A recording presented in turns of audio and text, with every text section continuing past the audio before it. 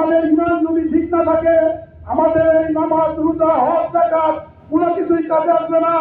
আজকে এই ভণ্ড বরকতুল্লাহ অনুসারীরা যে ফেতনা যে মতবাদ দিয়ে তারা এই আমাদের সাধারণ ধর্মপ্রাণ মুসলমানদেরকে বিভ্রান্ত করতেছে, তাদের এই বিভ্রান্ত মতবাদ যদি কেউ বিশ্বাস করে তাদের ইমান থাকবে না, তারা ভণ্ড, তারা কাফের। তারা আজকে আমাদের এইখানে এসে তারা কিভাবে প্রচার করে যে তাদের কাছে ওই আছে নবীর দরজা ভগবতের দরজা বন্ধ নাই, এই কথা বললে কি তারা কোনো ইমান থাকবে?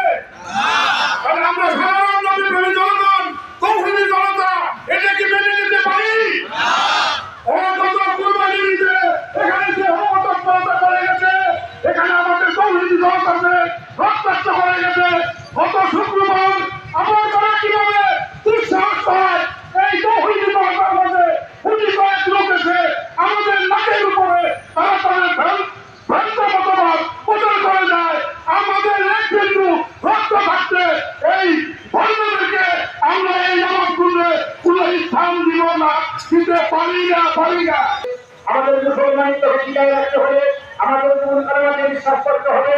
কলেমার সাথে সাথে আমাদের কলেমার আলোচনা আছে, এই নবী শেষ নবী আমার খাতামের নবী লাহরিয়া বাদি, এটাকে আমাদেরকে অন্ততভাবে বিশ্বাস রাখতে হবে, অন্তরের অন্তঃস্থলে বিশ্বাস রাখতে হবে। যদি আমি নবী স্বীকার করি, নবী আমার নবী এবং মুহাম্মদ সাল্লাল্লাহু আলাইহি ওয়াসাল্লাম এখানে শেষ নয়, আল্লাহ রাসূল আমাদের শেষ নবী, এরপর আর কোনো নবী আসবে না, এটা আমাদের ঠিক বিশ্বাস রাখতে হবে। তবে আমরা সত্যিকারের মুসলমান হতে পারবো, না হয় আমি মুসলমান থেকে খারিজ হয়ে যাবো। যেদিন নামাজ পড়া করলে আমি মদ পান করলে এখানে আমার পাপ হবে।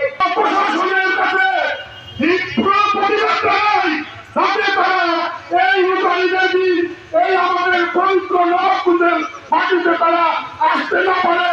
আর প্রশাসন যদি কোনো ব্যবস্থা